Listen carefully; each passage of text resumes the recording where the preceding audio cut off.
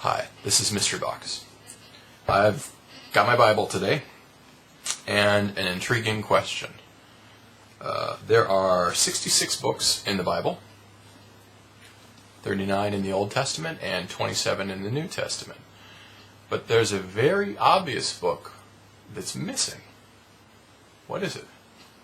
I've asked this question to many Christians, and I don't think any of them have ever given me the correct answer that I'm thinking of without me giving a lot of hints first.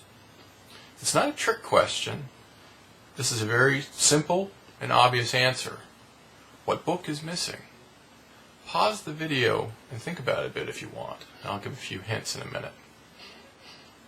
I'll just wait. Okay, so here's a few hints. This is an obvious and very important book. Probably the most important book in the Bible, yet it's not there.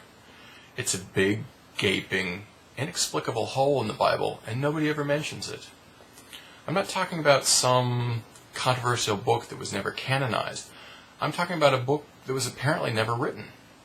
Think about it again. The book I'm thinking of, the most important and obvious book that's somehow not in the Bible, the book that would be the Bible if it existed, is the book of Jesus. If you didn't think of that, you're not alone. It's interesting how all the Christians that I ask don't think of that answer somehow. Maybe it's because they've been taught to internalize that the Word of God comes through somebody else. That there's always some prophet or disciple or preacher or somebody that tells you about God, and then you put your faith in that person. Somehow it doesn't occur to them that if God existed, He could communicate more directly.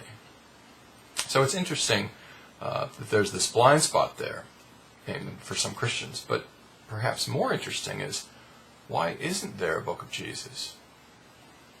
He's the primary character, right? We're all supposed to be following Him. So where's His book? God supposedly went to all the trouble to become a man and come to earth, and yet He didn't write anything for the billions of His followers to come in the future? Why? Didn't He have anything to tell us? Why did people like Paul need to come in and pick up the slack for this missing book?